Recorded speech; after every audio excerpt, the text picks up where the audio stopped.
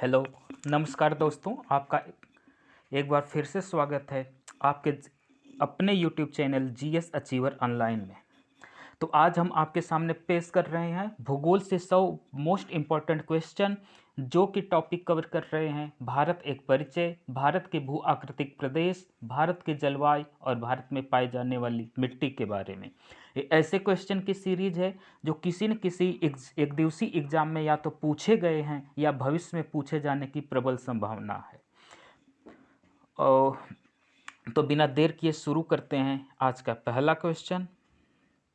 निम्नलिखित में से कौन सा कथन सही है? ऑप्शन ए, भारत 8 अंश 4 सेकंड से 37 अंश 6 सेकंड उत्तरी अक्षांश और 68 अंश 7 सेकंड से 97 अंश 25 सेकंड पूर्वी देशांतर के मध्य स्थित है। तो ए ऑप्शन सही है। भारत की जो स्थिति अक्षांश और देशांतर के बीच है वह यह है। अब आगे हम बात करें तो भारत एशिया महाद्वीप में दक्षिण भाग में स्थित है। यह हिंद महासागर के शीर्ष पर 3 ओर समुद्र से घिरा हुआ है। अगर हम इसके विस्तार की बात करें तो उत्तर से दक्षिण यानी नॉर्थ टू साउथ इसका जो विस्तार है 3214 किलोमीटर, पूर्व से पश्चिम का जो विस्तार है 2933 किलोमीटर है। यह डेटा भी कभी कभार एग्जाम में पूछ लिया जाता है। इसकी स्थलीय सीमा जो है वह 15,106 किलोमीटर है। तटीय सीमा जो है 7,516 किलोमीटर है। यह पूर्णतः उत्तरी गोलार्ध में स्थित है। यह यूपी ट्रिपल एससी में कई बार क्वेश्चन पूछा गया है कि भारत किस गोलार्ध में स्थित है, तो यह पूर्णतः उत्तरी गोलार्ध में स्थित है। अगले क्वेश्चन की तरफ बढ़ते हैं। भारतीय संघ की दक्षिणतम सीमा इंदिरा पॉइंट कहाँ पर स्थित है? तो इसका सही जवाब है ऑप्शन सी, अंडमान निकोबार। अगर हम अंडमान निकोबार की बात करें तो यह बंगाल की खाड़ी में स्थित है। ये इस अंडमान निकोबार द्वीप समूह में कुल 325 द्वीप हैं। इसमें एक चोटी है सैडल पीक, बहुत ही इंपॉर्टेंट पॉइंट है। सैडल पीक अंडमान निकोबार द्वीप की सबसे ऊंची चोटी है। इसकी राजधानी की बात करें तो पोर्ट ब्लेयर। राजधानी है 10 डिग्री चैनल अंडमान का निकोबार से अलग करता है, यानी नॉर्थ अंडमान और निकोबार को अलग करने वाला जो चैनल है वह 10 डिग्री है। ये तो अगर हम अगले क्वेश्चन की तरफ बढ़ते हैं, भारत का उत्तरी बिंदु कौन सा है? तो इसका सही जवाब है ऑप्शन बी, इंदिरा कॉल। यह जम्मू कश्मीर में स्थित है। अगर यहाँ के राज्यपाल की बात करें तो मनोज सिन्हा यहाँ के राज्यपाल हैं।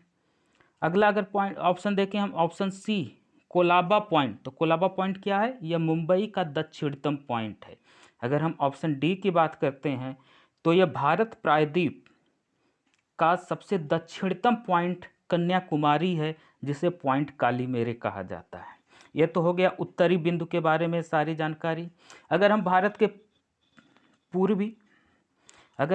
पूर्वी और पश्चिमी की बिंदु की बात करें, जो सबसे पूर्वी भाग है, तो पूर्वी भाग है कीबीधु, जो कि अरुणाचल प्रदेश में स्थित है। दूसरा पश्चिमी भाग जो है वह गुहार मोती कच्छ गुजरात में है। और हम जानते हैं कि कच्छ जो है वह भारत का सबसे बड़ा जिला है किसी प्रदेश में स्थित। ये दोनों पॉइंट भी आप ध्यान में रखिएगा, एग्जाम में अक्सर पूछा जाता है कि पूर्वी बिंदु क्या है और पश्चिमी बिंदु देश का क्या है। अगले क्वेश्चन की तरफ बढ़ते हैं। भारत कितने देशों के साथ सीमाएं बनाता है? तो इसका सही जवाब है ऑप्शन ए। भारत सीमाएं जो बनाता है वह हैं पाकिस्तान, मालदीव, श्रीलंका, बांग्लादेश, म्यांमार, थाईलैंड और इंडोनेशिया। इन 7 देशों के साथ इसकी सीमाएं स्थलीय बनती हैं। अगर हम भारत के तटीय राज्य की बात करें तो यह question UP triple SC, UP ARO, UP SI में पूछा जा चुका है। तो कुल तटीय राज्यों की संख्या कितनी है? 9। और ये जो अगर हम राज्य की बात करें कि कौन कौन से राज्य की तटीय सीमाएं हैं, तो है गुजरात, महाराष्ट्र, गोवा, कर्नाटक, केरल, तमिलनाडु, आंध्र प्रदेश, उड़ीसा, वेस्ट बंगाल यानी पश्चिम बंगाल। ये नाम आपको याद होना चाहिए, या अक्सर एग्जाम में पूछ देता है कि इसमें से कौन सा राज्य तटीय सीमा नहीं बनाता है। अगले क्वेश्चन की तरफ बढ़ते हैं। भारत निम्न में से किस देश के साथ सीमा साझा नहीं करता? तो जैसे अभी मैंने पिछले क्वेश्चन बताया था कि किस किस के साथ करता है, तो यहाँ पर किसके साथ नहीं करता? Option C, Iran. अगर हम ईरान की बात करें तो इसके प्रेसिडेंट हैं हसन रूहानी, राजधानी है तेहरान, और यहाँ की करेंसी जो है, मुद्रा, वह है इराइयम रियाल। अगले क्वेश्चन की तरफ बढ़ते हैं। भारत की सर्वाधिक लंबी सीमा किस देश के साथ है? तो अगर हम चीन की बात करें तो चीन के साथ जो भारत की सीमा है वह 3488 किलोमीटर, बांग्लादेश के साथ है 4096 किलोमीटर, पाकिस्तान के साथ है 3323 किलोमीटर, नेपाल के साथ है 1751 किलोमीटर, और यहाँ पर जो अन्य देश हैं जिसके साथ भारत की सीमाएं लगती हैं, म्यांमार, उसके साथ है 1643 किलोमीटर, भूटान के साथ है 699 किलोमीटर, और अफ़गानिस्तान के साथ है 106 किलोमीटर। तो यहाँ पर क्लियर है कि सही ऑप्शन क्या होगा? ऑप्शन बी, बांग्लादेश के साथ भारत की सीमा सबसे अधिक है, और अफ़गानिस्तान जिसके साथ सिर्फ 106 किलोमीटर है, तो यह सबसे कम है। अगले क्वेश्चन की तरफ बढ़ते हैं। भारत के साथ उसके पड़ोसी देशों की सीमाओं की लंबाई अगर घटते क्रम में सजाया जाए, यहाँ पर ध्यान देना है, घटते क्रम में सजाया जाए तो कौन सा विकल्प सही होगा? तो हमने बताया कि बांग्लादेश की सीमा सबसे ज़्यादा है, उसके बाद चीन जिसकी सीमा है 3488 किलोमीटर दूसरे स्थान पर है, और पाकिस्तान 3323 किलोमीटर के साथ थर्ड पोजीशन पर, नेपाल है 1751 किलोमीटर के साथ फोर्थ पोजीशन पर। तो ऑप्शन डी इसका सही है। अगले क्वेश्चन की तरफ बढ़ते हैं। डुरंड रेखा किन दो देशों के बीच खींची गई है? तो इसका सही जवाब है ऑप्शन सी, भारत और अफगानिस्तान के बीच। यह कब खींची गई थी? 1893 में सर डुरंड के नेतृत्व में खींची गई थी। और एक और इम्पॉर्टेंट पॉइंट यहाँ पे बता दूं, यही जो डुरंड लाइन है, यही अफगानिस्तान और पाकिस्तान के बीच सीमा का निर्धारण करती है, क्योंकि जब ये 1893 में खींची गई थी लाइन, तो उस वक्त भारत और पाकिस्तान का बंटवारा नहीं हुआ था। अगले क्वेश्चन की तरफ बढ़ते हैं। क्वेश्चन नंबर 9, भारत और चीन के बीच अंतर्राष्ट्रीय सीमा रेखा कौन सी है? तो इसका सही जवाब है मैकमोहन लाइन। यह 1914 में शिमला समझौता हुआ था, उसके तहत यह सर मैकमोहन के नेतृत्व में खींची गई थी। तो इसका सही ऑप्शन है ऑप्शन ए, मैकमोहन रेखा। अगले क्वेश्चन की तरफ बढ़ते हैं। क्वेश्चन नंबर 10, भारत और पाकिस्तान के बीच कौन सी अंतर्राष्ट्रीय सीमा रेखा है? तो इसका सही जवाब है ऑप्शन सी, रेड क्लिफ। यह कब खींची गई थी? 1947 में, जब भारत पाकिस्तान का बंटवारा हुआ था। और एक पॉइंट और यहाँ पे बता दूँ कि जब बांग्लादेश पाकिस्तान से आज़ाद हुआ, तो आज़ाद होने के साथ ही भारत और बांग्लादेश की सीमा को भी रेड क्लिफ ही कहा जाने लगा। ओके, अगले क्वेश्चन की तरफ बढ़ते हैं। पश्चिम बंगाल की सीमा कितने देशों का स्पर्श करती है? तो इसका सही जवाब है ऑप्शन सी, 3 देशों के साथ। ये कौन से देश हैं? बांग्लादेश, नेपाल और भूटान। और यहाँ पर बता दूं, बांग्लादेश की जो सबसे ज़्यादा सीमा है वह किस देश के साथ लगती है? बांग्लादेश के साथ। अगले क्वेश्चन की तरफ बढ़ते हैं। क्वेश्चन नंबर 12, भारत में कुल कितने ऐसे राज्य हैं जो ना तो समुद्र को स्पर्श करते हैं ना ही अंतर्राष्ट्रीय सीमा को? तो ऐसे कितने राज्य हैं? 4। ये वे राज्य हैं जो भारत के आंतरिक क्षेत्र में पाए हैं, जैसे कि मध्य प्रदेश। अगले क्वेश्चन की तरफ बढ़ते हैं। भारत की सर्वाधिक लंबी तटीय रेखा वाला राज्य कौन सा है? तो इसका सही जवाब है ऑप्शन बी, गुजरात। अगर दूसरे नंबर की बात करें तो देखें, सबसे बड़ी जो लंबी तटीय रेखा है वह गुजरात की है, दूसरे पर है आंध्र प्रदेश और तीसरे पर है तमिलनाडु। तो यह एग्जाम में पूछा जा सकता है कि क्रम लगाने के लिए कि सबसे ज़्यादा से कम तटीय रेखाओं के राज्य कौन से हैं, तो पहला है गुजरात, आंध्र प्रदेश, तमिलनाडु। और अगर हम सबसे छोटी तटीय रेखा की बात करें तो है गोवा। ओके, गोवा में सबसे छोटी तटीय रेखा पाई जाती है। गोवा की राजधानी की बात करें तो पणजी, और यहाँ के मुख्यमंत्री हैं प्रमोद सावंत। अगले क्वेश्चन की तरफ बढ़ते हैं। क्वेश्चन नंबर 14, निम्न में से कौन सा देश क्षेत्रफल में भारत से छोटा है? तो हम जानते हैं कि विश्व में भारत का जो क्षेत्रफल की दृष्टि से कौन सी पोजीशन है, 7th पोजीशन है। और जो भारत से बड़े देश हैं वो हैं रसिया, कनाडा, यूएसए यानी अमेरिका, चाइना, ब्राज़ील, ऑस्ट्रेलिया, और 7 पर है इंडिया। तो इस ऑप्शन से कौन सा ऑप्शन सही है जिसका क्षेत्रफल भारत से छोटा है? Option D, Sudan. अगले क्वेश्चन की तरफ बढ़ते हैं। भारत का क्षेत्रफल संपूर्ण विश्व के क्षेत्रफल का कितना प्रतिशत है? तो ऑप्शन ए है 2.42, 2.42 प्रतिशत। क्वेश्चन नंबर 16, 2011 के जनगणना के अनुसार भारत की जनसंख्या संपूर्ण विश्व की कितनी प्रतिशत है? तो इसका ऑप्शन है सी सही जवाब, 17.5%। अगले क्वेश्चन की तरफ बढ़ते हैं। क्वेश्चन नंबर 17, भारतीय मानक समय यानी ग्रीनविच समय से कितना आगे है इंडियन स्टैंडर्ड टाइम? तो इसका सही जवाब है ऑप्शन ए। और भारत का जो स्टैंडर्ड टाइम है वो कौन सी लाइन है? 82.5 पूर्वी देशांतर। अगले क्वेश्चन की तरफ बढ़ते हैं। भारतीय मानक समय रेखा किस जगह से गुजरती है? तो भारतीय मानक समय रेखा गुजरती है मिर्ज़ापुर से। ओके, मिर्ज़ापुर से गुजरती है।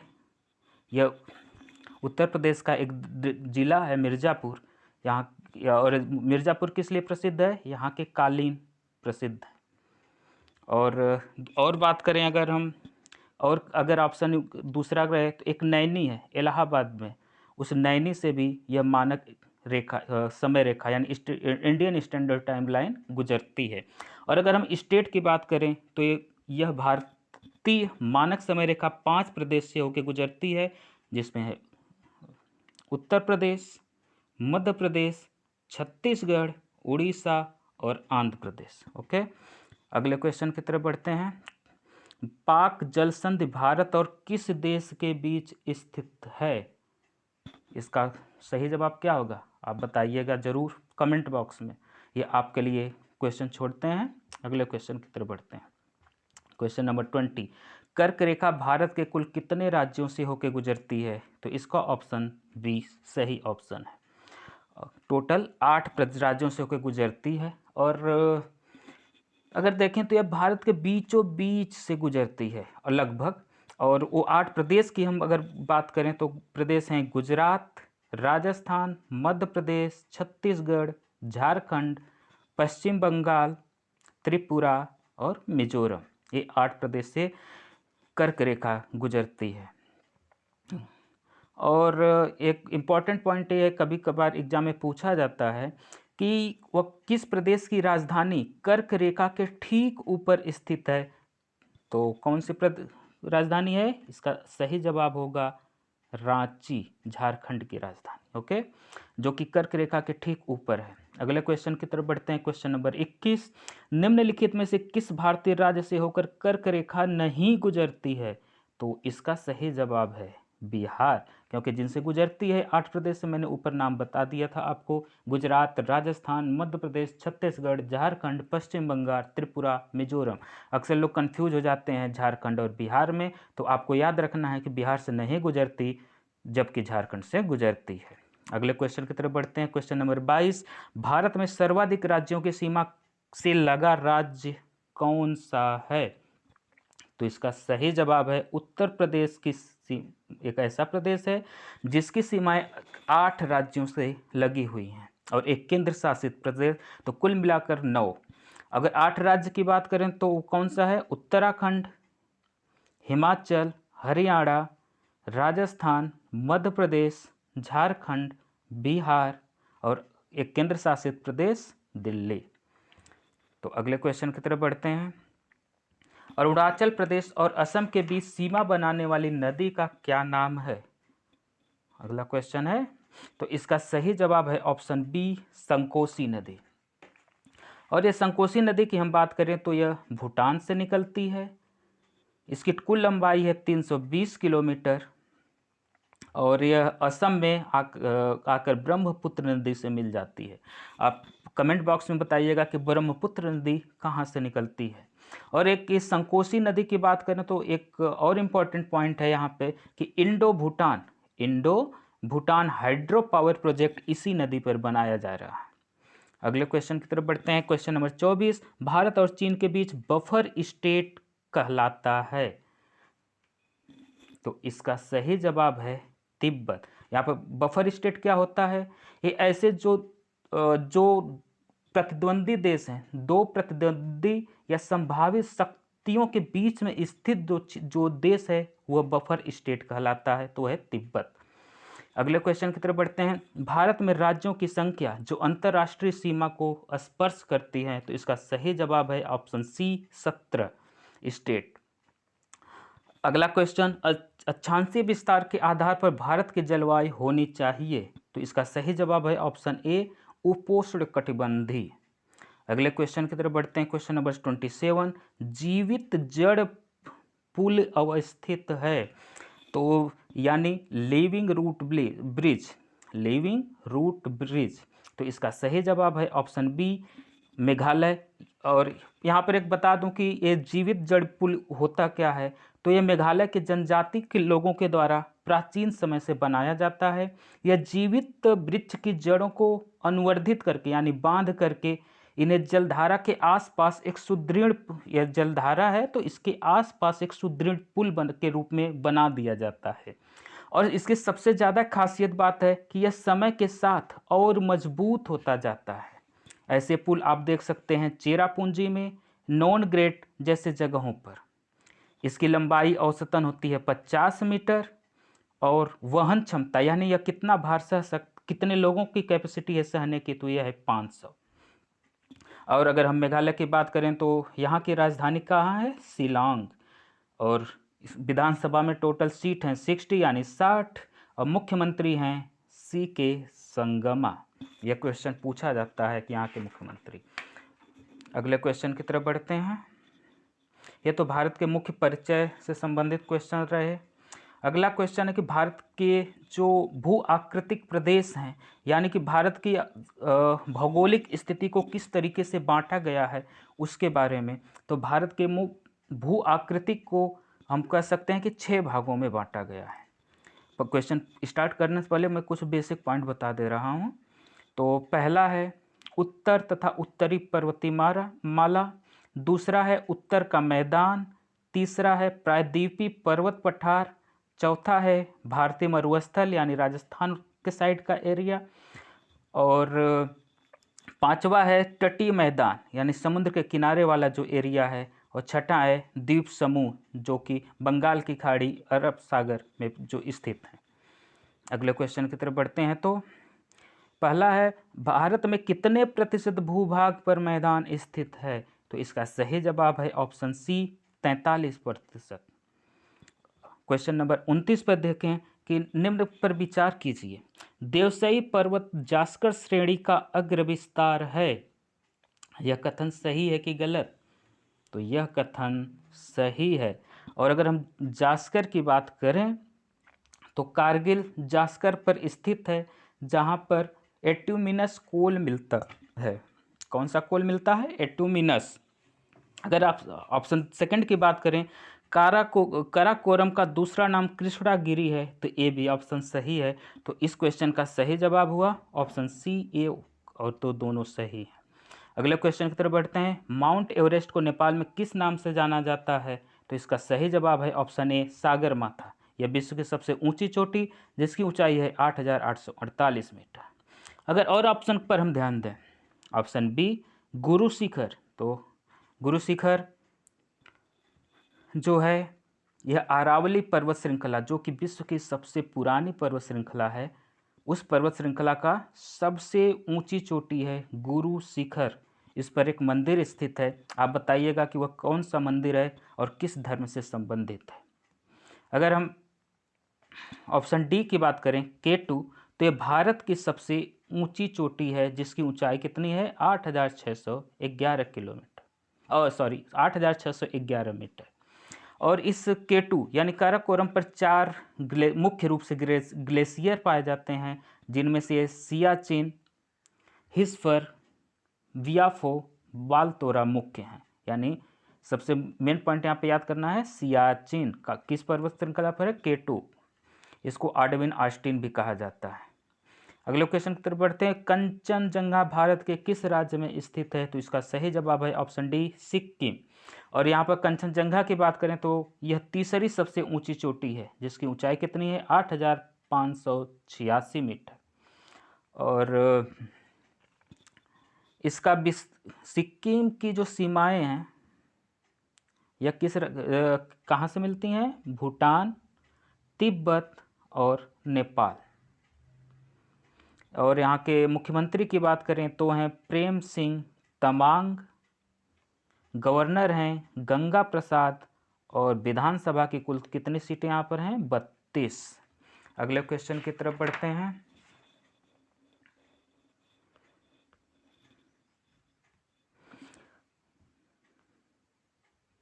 निम्नलिखित में से कौन सा कथन गलत है? तो बनिहाल दर्रा को कश्मीर घाटी का द्वार कहा जाता है, बिल्कुल सही है, क्योंकि यही जम्मू को श्रीनगर से जोड़ता है। तो ऑप्शन ए सही। जवाहर सुरंग जोजिला दर्रा पर निर्मित है, यह भी बिल्कुल सही है, और यह श्रीनगर को लेह से जोड़ता है। पीर पंजाल दर्रा से ही मुगल रोड जाता है, ये भी सही है।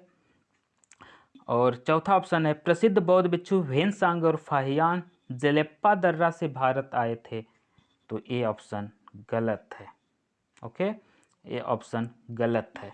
बाकी अगर हम जेलेप्पा दर्रा की बात करें तो ये सिक्किम में कालिग योंग से ल्हासा को जोड़ता है। ओके, सिक्किम में।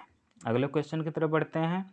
निम्न में से किस दर्रे से होकर प्रसिद्ध मानसरोवर की यात्रा की जाती है? तो इसका सही जवाब है नेतिला दर्रा, और ये कहाँ पर स्थित है? उत्तराखंड में। बाकी और ऑप्शन की बात करें तो जो पीर पंजाल है इसे जम्मू कश्मीर को जोड़ता है, और यह कश्मीर घाटी का द्वार कहा जाता है। पिछले क्वेश्चन मैंने आपको बताया था। Option D Baramulla. ओके, अधिकतर आप न्यूज में सुनते होंगे बारमूला। तो यह जम्मू कश्मीर में स्थित है, जो वर्तमान कश्मीर को पाकिस्तान से अलग करता है। अगले क्वेश्चन की तरफ बढ़ते हैं। 34। निम्नलिखित में से कौन सी नदी या नदियां हिमालय के उत्तर से उद्गमित होकर हिमालय को अपरदित करते हुए भारतीय भूमि में प्रविष्ट होती हैं? तो इसका सही जवाब है सिंधु नदी के ब्रह्मपुत्र नदी, यानी ऑप्शन ई। अगले क्वेश्चन की तरफ बढ़ते हैं। निम्नलिखित में से कौन सा कथन गलत है? गारो खासी जयंतिया पहाड़ियाँ शिलांग के पहाड़ पर स्थित हैं, बिल्कुल सही, जो कि मेघालय में है। गारो खासी जयंतिया पहाड़ियों का निर्माण हिमालय के निर्माण से पहले हो चुका था, बिल्कुल सही जवाब ऑप्शन है। प्रसिद्ध केदारनाथ मंदिर कुमायूं हिमालय पर स्थित है, ये भी सही है। नमचबरवा पंजाब हिमालय का प्रमुख शिखर है, यह गलत है। यह किसका प्रमुख शिखर है? तिब्बत हिमालय का भाग है, तो इसका ऑप्शन डी सही है। अगला क्वेश्चन। पर्वतीय चोटी रकापोसी स्थित है, कहाँ पर है? ऑप्शन सी लद्दाख श्रेणी में। और लद्दाख की बात करें तो गुरला मांधाता यह सबसे ऊंची लद्दाख की चोटी है। और अगर हम कैलाश श्रेणी की बात करें तो ये कहाँ पर है? काराकोरम की श्रेणी है। गिलगित बल्तिस्तान ये सब इसमें कैलाश श्रेणी में आते हैं। अगले क्वेश्चन की तरफ बढ़ते हैं। मेन सेंट्रल थ्रस्ट अवस्थित है, तो सबसे पहले ये देखिए कि मेन सेंट्रल थ्रस्ट होता क्या है। तो एक ज्योग्राफिकल यानी भौगोलिक फॉल्ट है जहां भारतीय प्लेट यूरेशियन प्लेट के नीचे आ गई है। तो इसका सही जवाब है बृहत हिमालय व लघु हिमालय के मध्य का भाग, ऑप्शन बी। अगले क्वेश्चन की तरफ बढ़ते हैं। क्वेश्चन नंबर 38, निम्नलिखित में से कौन अवशिष्ट पर्वत का उदाहरण है? तो अवशिष्ट पर्वत होते क्या हैं दोस्तों? अवशिष्ट पर्वत का निर्माण विभिन्न अपरदन अपरदन की क्रियाओं के द्वारा होता है। और इसके एग्जाम्पल हैं अरावली, नीलगिरी, विंध्य, सतपुड़ा, महादेव, पारसनाथ। तो कौन सा इसमें उदाहरण हो गया? Option E, Aravalli, Satpura, Vindhya. हिमालय जो है वो अवशिष्ट पर्वत का उदाहरण नहीं है। अगले क्वेश्चन की तरफ, रायसीना हिल किस पर्वत पर स्थित है? तो इसका सही जवाब है अरावली, ऑप्शन बी। रायसीना हिल पर ही तो राष्ट्रपति भवन है। यह सबसे प्राचीन पर्वत श्रृंखला है। गुरु शिखर इस अरावली पर्वत श्रृंखला का सबसे ऊंची चोटी है। और इस अरावली श्रृंखला का विस्तार सबसे ज़्यादा कहाँ पर है? राजस्थान में। अगले क्वेश्चन की तरफ बढ़ते हैं। दिलवाड़ा का जैन मंदिर किस पर्वत पर स्थित है? तो इसका सही जवाब है ऑप्शन ए, अरावली या माउंट आबू के पास में है। और ऑप्शन की बात करें, ऑप्शन सी को अगर हम देखें, ऑप्शन सी, सतपुड़ा। सतपुड़ा जो है एकमात्र ब्लॉक पर्वत का उदाहरण है। तो ब्लॉक पर्वत कौन सा होता है? दो भ्रंश घाटियों के बीच के पर्वत को ब्लॉक पर्वत कहते हैं। यही इसका उदाहरण है सतपुड़ा। मध्य प्रदेश का प्रमुख हिल स्टेशन पंचमढ़ी किस पर्वत पर स्थित है? तो इसका सही जवाब है सतपुड़ा, ऑप्शन सी। इसका जो विस्तार है सतपुड़ा का वह है गुजरात में, गुजरात में राजपीपला से मध्य प्रदेश में महादेव, छत्तीसगढ़ में मैकाल तक। और यह जो अरावली पर्वत है यह नर्मदा और ताप्ती भ्रंश घाटियों के मध्य में स्थित है। अगला क्वेश्चन है, थाल घाट कहाँ पर स्थित है? तो इसका सही जवाब है option A, Maharashtra. Mumbai, Nagpur, Kolkata rail सड़क मार्ग यहीं से गुजरता है, थाल घाट से। ओके, अगले क्वेश्चन की तरफ बढ़ते हैं। क्वेश्चन नंबर 43, धारवाड़ पहाड़ का पठार कहाँ पर स्थित है? तो इसका सही जवाब है ऑप्शन सी, कर्नाटक। कर्नाटक की राजधानी बेंगलुरु। मुख्यमंत्री कौन है? बीएस येदियुरप्पा। क्वेश्चन नंबर 44 की तरफ बढ़ते हैं। प्रसिद्ध पर्यटन स्थल ऊटी, बहुत ही फेमस जगह है, ऊटी कहाँ पर स्थित है?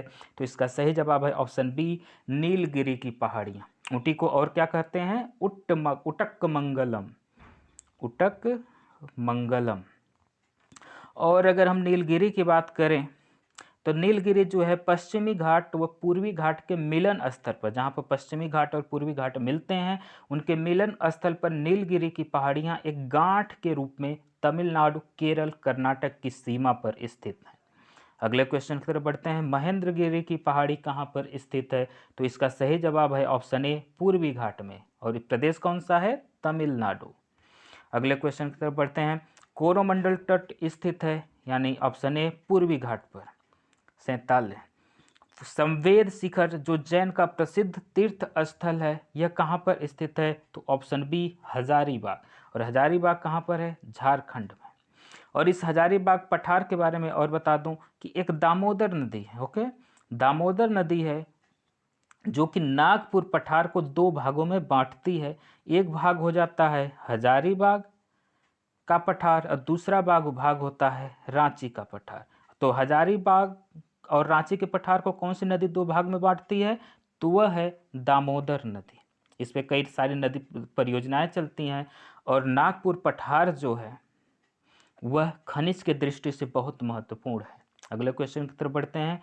कॉफी उत्पादन के लिए कौन सी जगह प्रसिद्ध है? तो वह है बबाबुदन की पहाड़ी। ओके, इसका ऑप्शन ए सही है। अगले क्वेश्चन की तरफ बढ़ते हैं। पश्चिम की ओर प्रवाहित होने वाली नदी कौन सी है?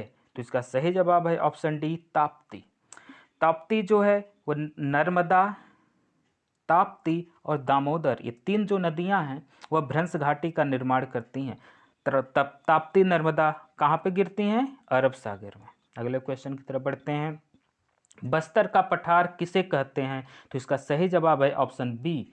और बस्तर का पठार की एक विशेषता है कि यहाँ पर टीन का एकमात्र भंडार स्थित है और यह छत्तीसगढ़ में स्थित है। दंडकारण्य का पठार जो कि बस्तर का पठार कहा जाता है। और छत्तीसगढ़ की बात करें तो यहाँ के मुख्यमंत्री हैं भूपेश सिंह बघेल, राजधानी नया रायपुर, और अनसुईया उइके यहाँ के राज्यपाल हैं। अगले क्वेश्चन की तरफ बढ़ते हैं। उत्तराखंड का प्रसिद्ध पुल फूलों की घाटी स्थित है, तो कहाँ पे स्थित है? ए, बृहत एवं लघु हिमालय के मध्य, यानी कुमायूं हिमालय। और कुमायूं हिमालय की बात करें तो गंगोत्री, यमुनोत्री, केदारनाथ, बद्रीनाथ, हेमकुंड यहीं पर स्थित हैं। यह क्वेश्चन अक्सर पूछा जाता है कि ये पवित्र स्थान हिमालय के किस हिमालय में स्थित है? तो कौन सा हिमालय है? कुमायूं हिमालय। अगले क्वेश्चन की तरफ बढ़ते हैं। गंगा तथा यमुना का उद्गम स्थल स्थित है, यानी ऑप्शन ए सही है। अगले क्वेश्चन की तरफ बढ़ते हैं। भेड़ा घाट जो कि मार्बल के लिए भंडार के लिए प्रसिद्ध है, किस पर्वत श्रेणी पर स्थित है? तो इसका सही जवाब है ऑप्शन सी, विंध्य। और बात करें विंध्यन पर्वत की, तो विंध्य भांडेर कैमूर श्रेणी के रूप में गुजरात से बिहार तक ये स्थित है। और विंध्य पर्वत जो है वह दक्षिण भारत को यानी साउथ इंडिया को नॉर्थ इंडिया से अलग करता है। अगले क्वेश्चन की तरफ बढ़ते हैं। मालाबार तट स्थित है, तो इसका सही जवाब है ऑप्शन बी, पश्चिमी घाट।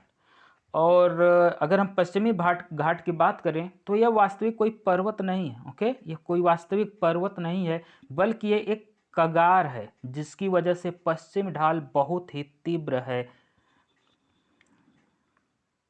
जिसकी वजह से यहाँ की नदियाँ जो हैं वो क्या नहीं बनाती हैं? डेल्टा नहीं बनाती हैं। Question number 55। भारत में क्याल मुख्यतः कहाँ पाए जाते हैं? तो इसका सही जवाब है ऑप्शन बी, पश्चिमी घाट पर। और केरल में क्या होता है? लैगून। लैगून क्या होता है?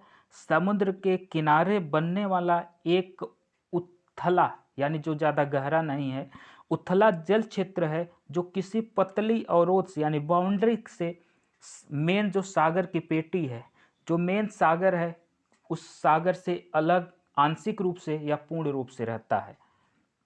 अगला क्वेश्चन।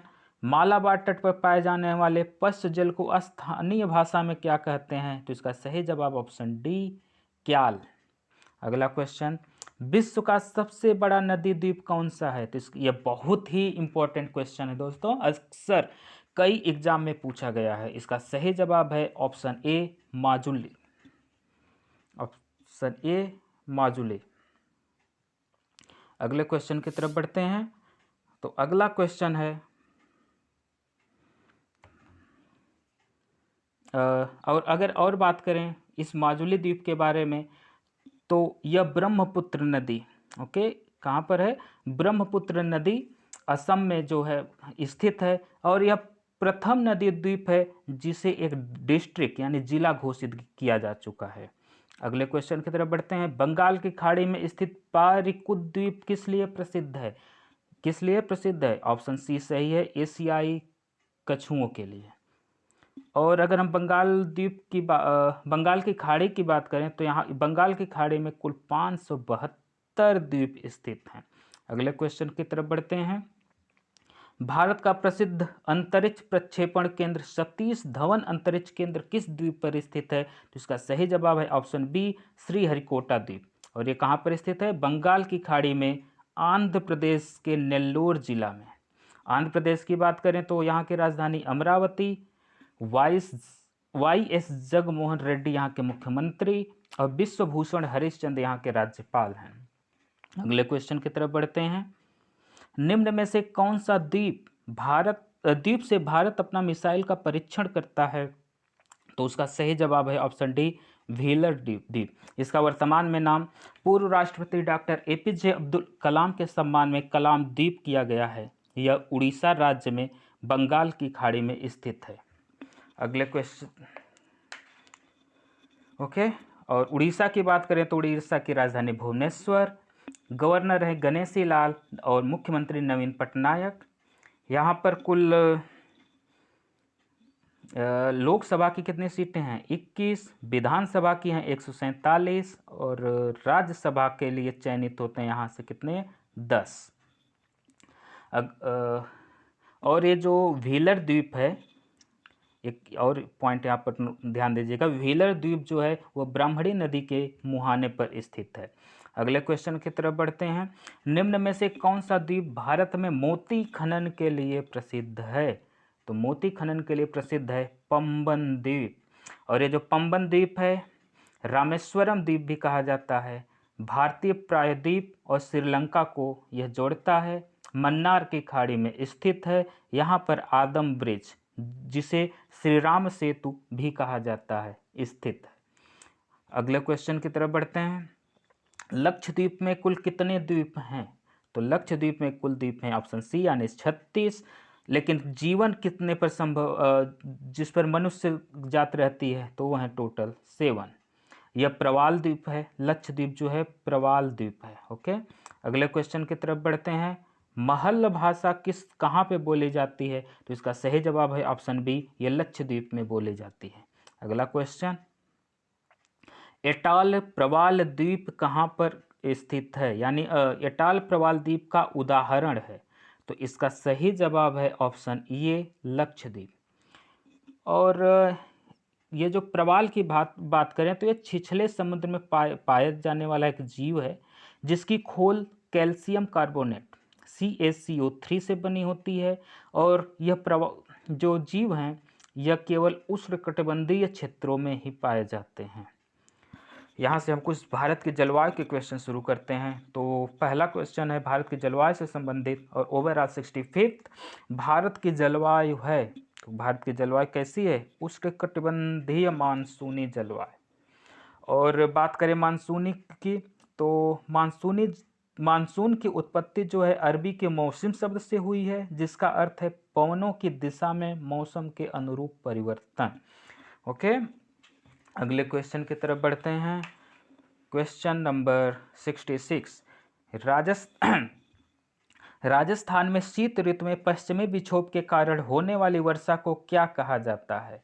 तो इसका सही जवाब है ऑप्शन बी, ये बहुत ही इंपॉर्टेंट क्वेश्चन है, मावठ। राजस्थान में शीत ऋतु में, और शीत ऋतु कब से शुरू होती है? नवंबर से फरवरी तक।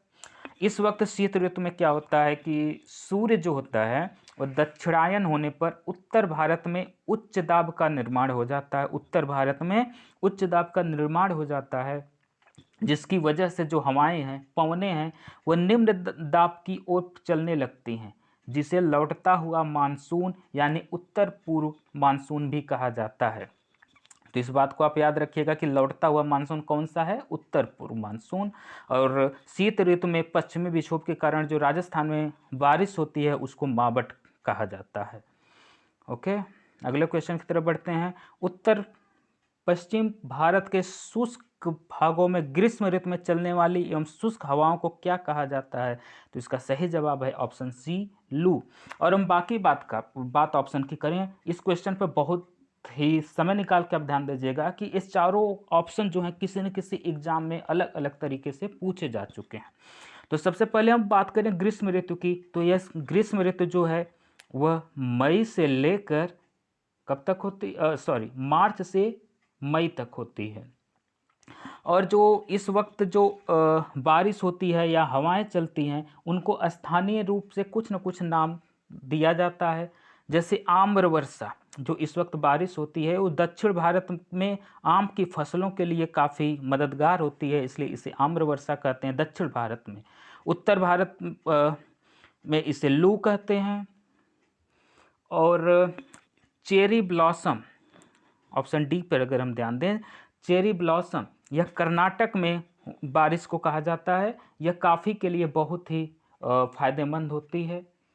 बाकी जो ग्रीष्म ऋतु में सूर्य जो होता है उत्तरायण में होता है जिससे भारत में तापमान बढ़ जाता है। और उत्तर भारत में तेज शुष्क हवाएं चलती हैं, जिसकी वजह से उन हवाओं को तो लू कहा जाता है, और ये इस वक्त जो है तूफान के साथ तेज हवाएं, बारिश भी होती है, जिनको स्थानीय मैंने बता दिया कि मावठ जो है यह शीत ऋतु का राजस्थान का है, जो पिछले क्वेश्चन बताया था। आम्र वर्षा जो कहते हैं।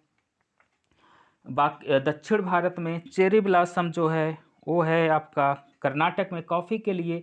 बाकी और जो पूर्वी भारत, ओके, पूर्वी भारत के बिहार, झारखंड, बंगाल में इस जूट और चावल के लिए जो फ़ायदेमंद होती है उसे नार्वेस्टर के नाम से जाना जाता है। क्वेश्चन नंबर 68, भारत की अधिकांश वर्षा कब होती है? जून से सितंबर में, दक्षिण पश्चिम मानसून के कारण। किसकी वजह से? दक्षिण पश्चिम मानसून। ऑप्शन ए सही है। अगले क्वेश्चन की तरफ बढ़ते हैं। विश्व का सर्वाधिक वर्षा प्राप्त करने वाला स्थान कौन सा है? तो इसका सही जवाब है मानेसराम। ओके, मेघालय में जो स्थित है, गारो खासी जयंतिया जो 3 पर्वत श्रृंखलाएं हैं उन श्रृंखलाओं के बीच में स्थित जगह है जहां, और ये तो सबसे अधिक बारिश का हो गया। अगर हम सबसे कम की बात करें तो राजस्थान के थार मरुस्थल में एवं जम्मू कश्मीर का लेह, इन 2 जगहों पर सबसे कम बारिश होती है। अगले क्वेश्चन की तरफ बढ़ते हैं। 8 डिग्री चैनल स्थित है, तो इसका सही जवाब है ऑप्शन बी, मालदीव व मेनुकाय के मध्य। अगला क्वेश्चन, मन्नार की खाड़ी है, मन्नार की खाड़ी कहाँ पर है? तो इसका सही जवाब है ऑप्शन सी, तमिलनाडु व श्रीलंका के मध्य, यहीं पर स्थित है आदम ब्रिज। ओके, अगले क्वेश्चन की तरफ बढ़ते हैं। तमिलनाडु में शीत ऋतु में वर्षा होती है, किसकी वजह से होती है? उत्तर पश्चिम मानसून यानी लौटता मानसून जिसे हम कहते हैं, पश्चिमी विक्षोभ भी कहा जाता है। ओके, शीत ऋतु में सर्वाधिक तापांतर पाया जाता है, तो कहाँ पर पाया जाता है? राजस्थान के मरुस्थल में। ये क्वेश्चन यूपीपीएससी आरओ एआरओ में पूछा जा चुका है, यूपीपीएसआई में भी ये पूछा जा चुका है। अगले क्वेश्चन की तरफ बढ़ते हैं। निम्न में से कौन सा मिलान गलत है? काल बैसाखी पश्चिम बंगाल, बहुत बिल्कुल सही ऑप्शन। लू उत्तर भारत, सही ऑप्शन है। ग्रीष्म ऋतु में चलने वाली हवाएं और बारिशों का यहाँ पे जिक्र है। ओके, आम्र वर्षा दक्षिण भारत, बिल्कुल सही। नार्वेस्टर कर्नाटक, ये गलत है। कर्नाटक में जो वो बारिश होती है उसे हम चेरी ब्लॉसम कहते हैं, न कि नार्वेस्टर। नार्वेस्टर जो होता है वो पूर्वी भारत यानी कि बिहार, झारखंड और बंगाल में जो बारिश होती है ग्रीष्म ऋतु में उसे कहा जाता है, जो कि चाय, कहवा, जूट की फसलों के लिए काफ़ी फायदेमंद होती है। तो इस क्वेश्चन के हिसाब से ऑप्शन डी। अगले क्वेश्चन की तरफ बढ़ते हैं। विश्व का सर्वाधिक तेल युक्त नारियल पाया जाता है, ऑप्शन ए केरल, सही। ओके, अगले क्वेश्चन की तरफ बढ़ते हैं। भारत की मिट्टी से संबंधित यहाँ पर कुछ क्वेश्चन को हमने सिलेक्ट किया है और ये बहुत ही इंपॉर्टेंट क्वेश्चन है जो कि कई एग्जाम में पूछे जा चुके हैं। ओके, इसको आप ज़रूर देखिएगा। तो क्वेश्चन है, निम्न में से कौन सा कथन जलोढ़ मिट्टी के बारे में गलत है? तो इसका गलत कौन, ये तो ऑप्शन देखते हैं। ये नदियों द्वारा लाई गई मिट्टी है, बिल्कुल सही। इस मिट्टी में पोटास की बहुलता होती है, बिल्कुल सही। जलोढ़ मिट्टी की उर्वरता कम होती है, यह तो ऑप्शन बिल्कुल गलत है। तो इसका इस क्वेश्चन का सही जवाब हुआ ऑप्शन सी। बाकी अगर हम बात करें इस जलोढ़ मिट्टी की, तो ये सिंधु, गंगा, ब्रह्मपुत्र के मैदानी तटीय भागों में पाई जाती है। धान, गेहूँ आदि फसलें यहाँ पर उगाई जाती हैं। इनमें पोटास, चूना की अधिकता होती है। नाइट्रोजन, फास्फोरस, ह्यूमस की कमी होती है। ओके, ये जिससे जो मेन पॉइंट है इस जलोढ़ मिट्टी से संबंधित तो मैंने आपको बता दिया। अगले क्वेश्चन की तरफ बढ़ते हैं। पुरानी जलोढ़ मिट्टी को कहते हैं, तो पुरानी जलोढ़ मिट्टी को कहते हैं बांगर। यानी ये जो नदियाँ, हम जानते हैं कि नदी अपना स्थान बदलती रहती हैं, तो वो पहले जो जहाँ पर अपने प्रवाह क्षेत्र में बहा कर लाई गई मिट्टी को जमा कर देती हैं, फिर आगे बढ़ती हैं। जो ज़्यादा पहले का जमा कर चुकी हैं तो उसको बांगड़ बोलते हैं, और जो नवीनतम जमा करती हैं मिट्टी उस क्षेत्र को खादड़ कहा जाता है। तो इसका सही जवाब कौन सा? Option A. अगले क्वेश्चन की तरफ बढ़ते हैं। किस मिट्टी को रेगूर कहा जाता है? ओके, ये बहुत इंपॉर्टेंट क्वेश्चन है दोस्तों। तो रेगूर कहा जाता है काली मिट्टी, ऑप्शन बी सही है। और ये जो रेगूर है यानी काली मिट्टी, ये कहाँ पाई जाती है? दक्कन के पठार महाराष्ट्र में सर्वाधिक पाई जाती है। और यह कपास, गन्ना, मूंगफली, तंबाकू के लिए बहुत ही उपयोगी है। और सबसे मोस्ट इम्पॉर्टेंट पॉइंट इस काली मिट्टी का कि इसकी जल धारण क्षमता अधिक होती है। इसको याद रखिएगा, जल धारण क्षमता। यह यूपी ट्रिपल एससी एसएससी में कई बार क्वेश्चन पूछा जा चुका है।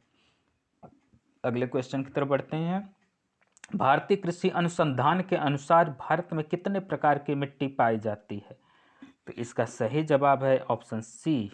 ओके, ऑप्शन सी, 8 तरह की पाई जाती है। और अगर हम बात करें भारतीय कृषि अनुसंधान की, तो इसका जो हेडक्वार्टर है मुख्य नई दिल्ली में है। कृषि मंत्री कौन है? नरेंद्र सिंह तोमर। अगले क्वेश्चन की तरफ बढ़ते हैं। भारत में सर्वाधिक क्षेत्रफल किस मिट्टी का विस्तार पाया जाता है? तो हम जानते हैं भाई, भारत एक नदियों का देश है। तो नदियों का देश है तो नदियों द्वारा बहाकर मिट्टी से अधिकतर इसका भूभाग बना होगा। तो कौन सी मिट्टी हो गई? जलोढ़ मिट्टी। और जलोढ़ मिट्टी आगे डिवाइड हो जाती है बांगड़ और खादर में। बांगड़ जो है वो पुरानी जलोढ़ मिट्टी का भाग होता है, और जो खादर होता है वह नवीनतम जलोढ़ मिट्टी का भाग होता है। अगले क्वेश्चन की तरफ चलते हैं। Question number 81। भारत में अलग अलग जगहों पर अलग अलग की मिट्टियां पाई जाती हैं, क्योंकि यानी कि जो भारत की अलग अलग जगहों पर जो मिट्टियां अलग अलग तरीके की क्यों पाई जाती हैं? तो इसका सही जवाब कौन सा है? भारत का विस्तार जो है, कहीं पर ज़्यादा गर्मी किसी क्षेत्र में है, कहीं की जलवायु अलग है, यानी वो कहता है ना कि भारत एक विविधताओं का देश है। तो यानी ऑप्शन डी, जलवायु, संरचना एवं उच्चावच की विविधता के कारण यहाँ पर अलग अलग मिट्टी पाई जाती है। Option D correct.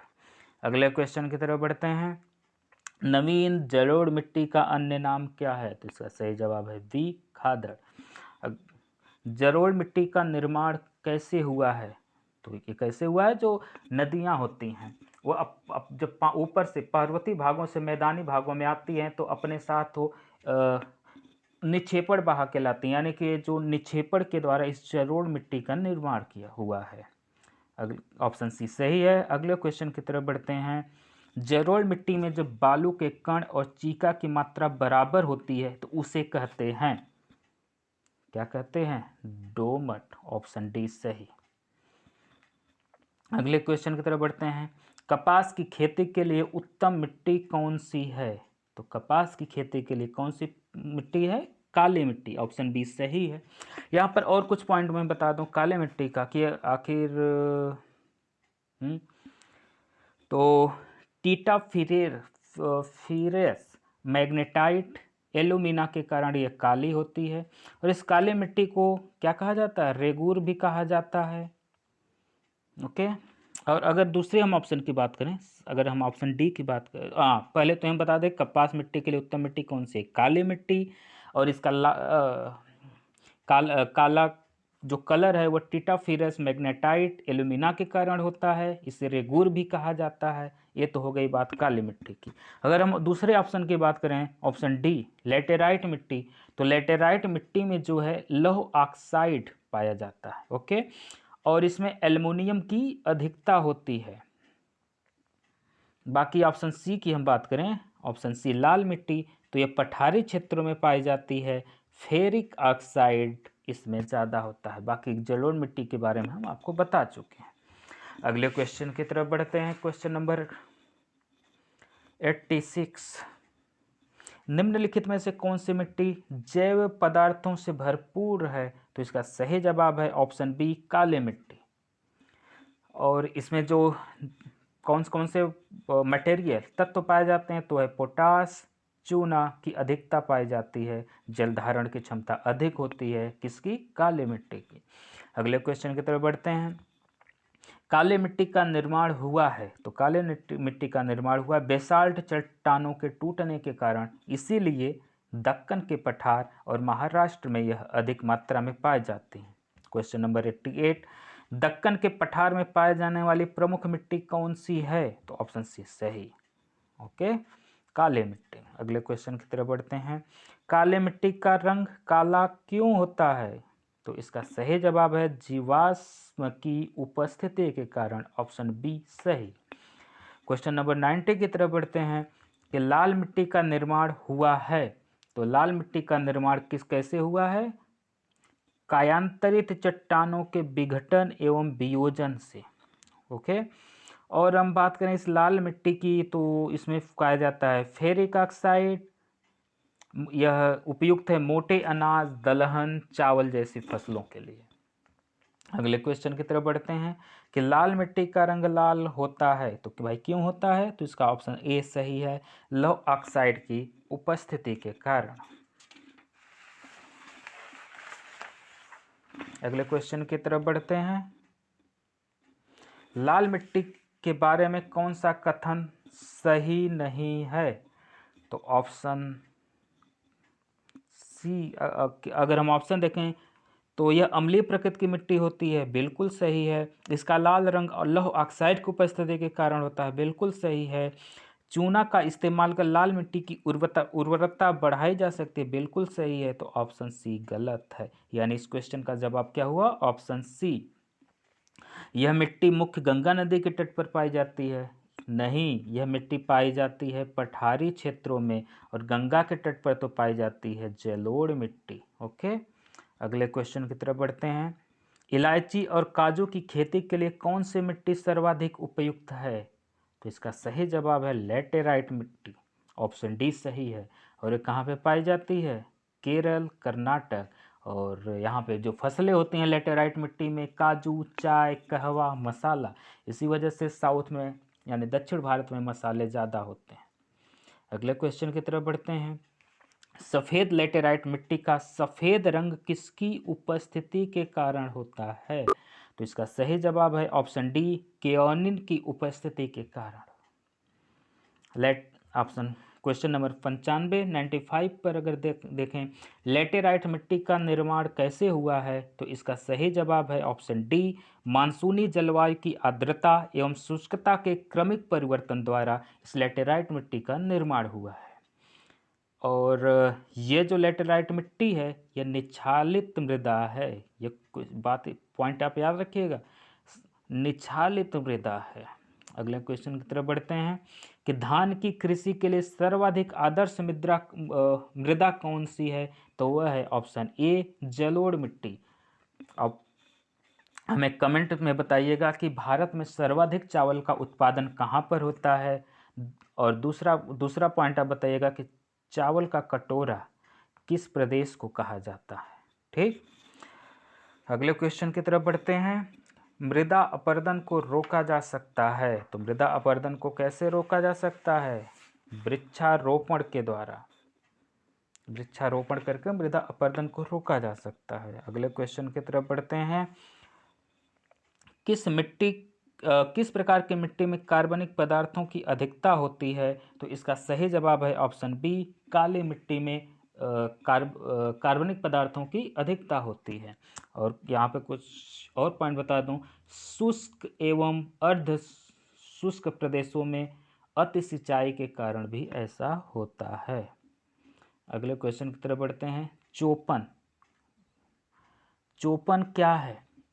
तो इसका सही जवाब है ऑप्शन सी, लवणीय मिट्टी का एक उदाहरण है चोपन।